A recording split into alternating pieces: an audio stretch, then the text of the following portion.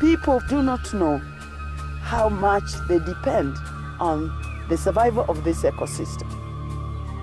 So when people say they want to come in and cultivate, or they want to come in and grow commercial plantations, I know that they are digging their own graves.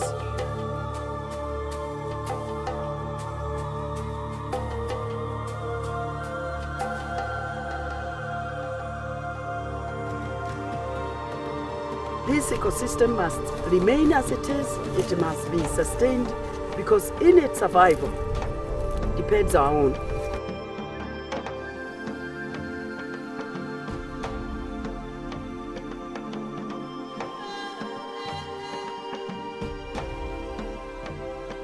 Wangari Maathai was the first woman in East and Central Africa to obtain a PhD. During her time at Nairobi University, she began to notice a great deal of deforestation. At the same time, women in her community were complaining about lack of firewood and water. She was not only a visionary, but a pioneer.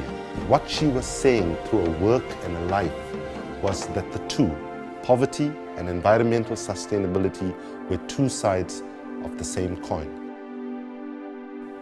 Wangari quickly made the connection between the two and started women's groups planting trees.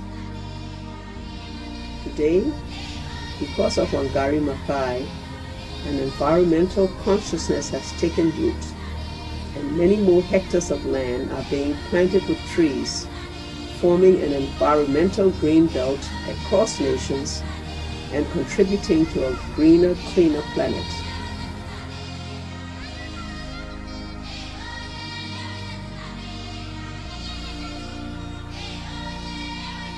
She blazed a trail for women's rights, for democracy, and most of all, for a green environment. And her desire that we plant 1 billion trees has got to be taken on by all her friends so that it is achieved in the very near future. The movement started as a tree planting campaign, but it was a lot more than just the planting of trees. It gave people a reason to stand up for their rights. Their environmental rights, their women's rights, and their human rights.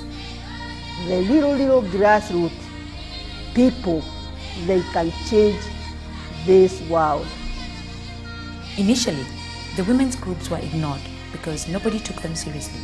But soon the government realized that the women were being organized and becoming more and more powerful.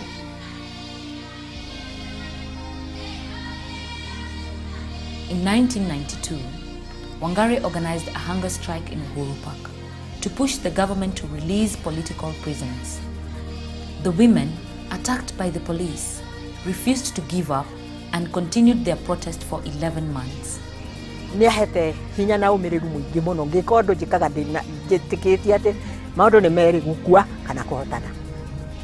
Moi's government finally conceded to their demands and released the prisoners. I'll always remember her as a tireless advocate for social justice and human rights, an exceptional leader, a woman demanding equal treatment for all. When President Moi was discovered to be giving away public land, parts of Karura Forest, to politicians in his government, Wangari decided to fight the development.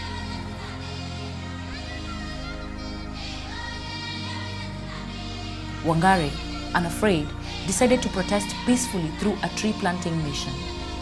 She never did anything to please. She never did anything because she wanted to be popular. She did everything she did because she always felt it was the right thing to do. That was a constant in her life.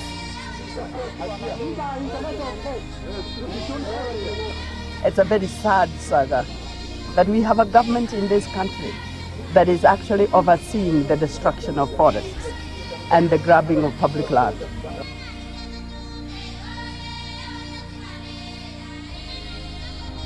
If we are going to shed blood because of our land, we will. We are used to that. Our forefathers shed blood for our land. We will do so. This is my blood.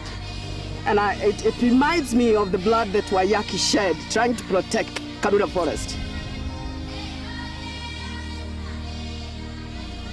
Her indomitable spirit enabled her to transcend barriers of every kind and description, to inspire the rest of us to walk in her footsteps.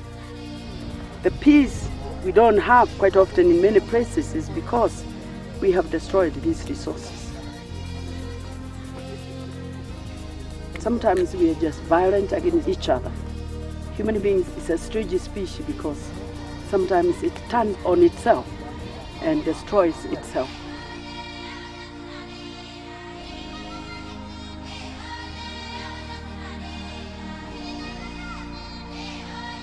Wangari was the first African woman and the first environmentalist to be awarded the Nobel Peace Prize. She was involved in the struggles for human rights, democracy, and environmental conservation. She was a true leader in those areas and an absolutely worthy winner of the Nobel Prize.